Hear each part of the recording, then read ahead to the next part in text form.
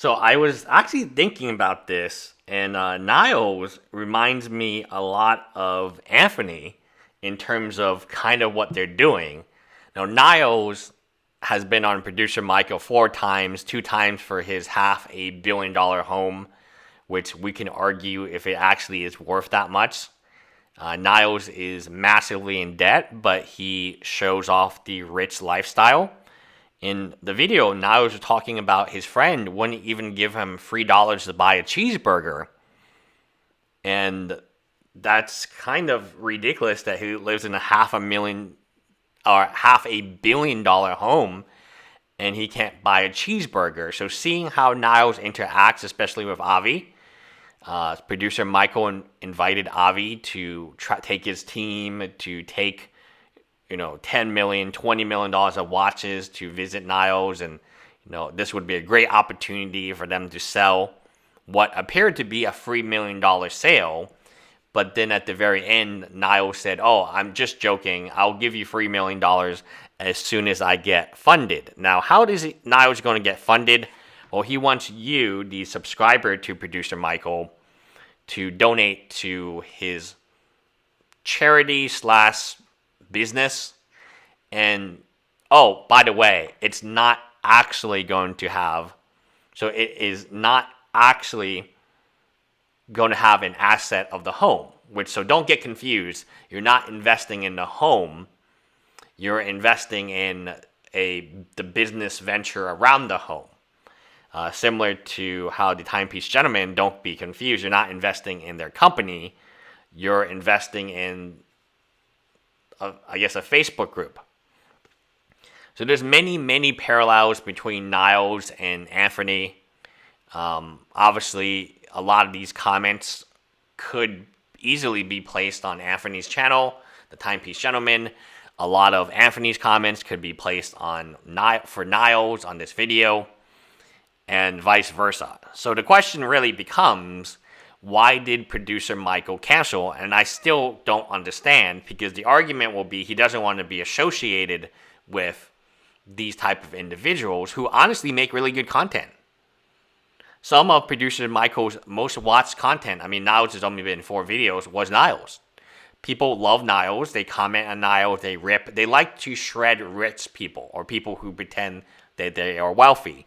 So when they fall on hard times like Niles has, then all the people come out, all the villagers come out with their pitches and torches, and now they're going on a hunt. So I'm still very, very confused, because I really thought that the end goal and the only point of having this whole debacle was to get on Producer Michael. Hey, we're going to create enough drama, get on Producer Michael. Producer Michael has had Niles on. He has 1.21 million subscribers, who many of them who have never seen our channel. If we even convert 1% of them, that's 12,000 new subscribers, which would be a massive growth, right? A 10% plus growth for them. And none of that worked. And I am a little bit shocked, to be honest, that they didn't. That Producer Michael said no, just because he's had Niles, and it wasn't like, maybe you could say, oh, okay, the first interview with Niles, it got off the rails, and it wasn't Producer Michael's fault because he didn't expect Niles to say those things. But then when he invited Avi and Co., did he really expect Niles to buy these watches? Honestly, Niles probably did about $500,000 in damage to these watches as he kind of like bounces around and hits the desk, and that's one of the most popular comments. How does the Timepiece Gentleman recover from this? Was this a big brain move from Producer Michael? Did he get a phone call from Roman? Did he get a phone call from Avi?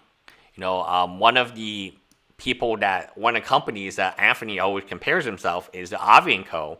When he was doing the build out of his store, or supposed store, he was always like, oh, Avi & Co this, Avi & Co that, Avi & Co this, Avi & Co that.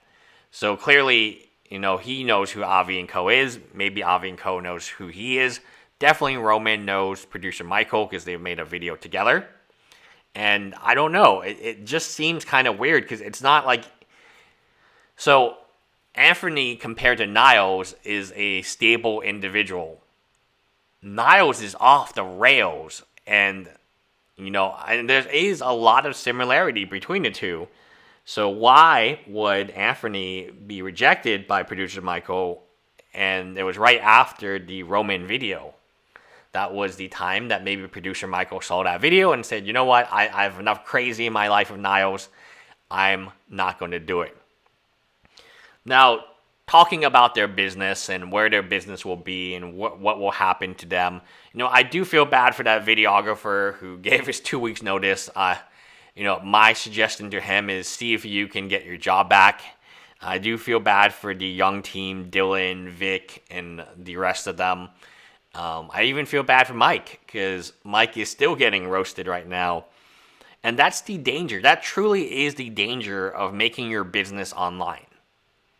Like by putting your numbers out there, by putting yourself out there, putting your team out there, and Marco and Anthony both did life stories, including a lot of personal details about how they got started in the watch business.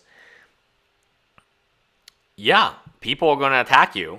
It's just part of social media. I get attacked every day on social media, and it's just part of it. Like even on LinkedIn, it's far less aggressive because you can actually see who your attackers are. But I've gotten into many heated debates. So while I really am, it's not a surprise. I am rooting for these guys.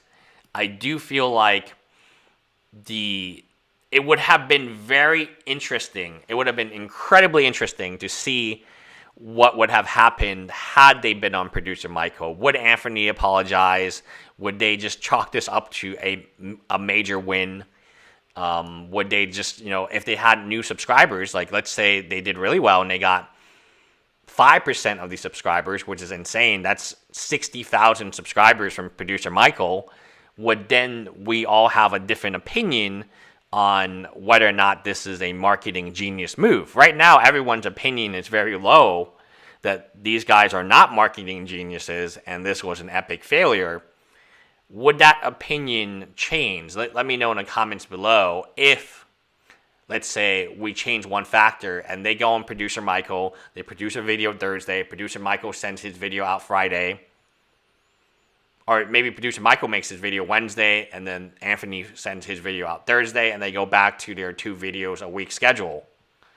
Could you see a scenario like that? And I absolutely could see a scenario like that. And at that point, would Anthony believe he's a marketing genius?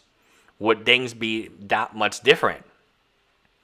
So my question to you is, if producer Michael went on with it and did the interview, it's very similar to how he did the Niles interview, and Anthony was less crazy and was more promotional and was more, coming after, anyone you interview that's not Niles is going to seem like a much more reasonable human being just because Niles is a lunatic.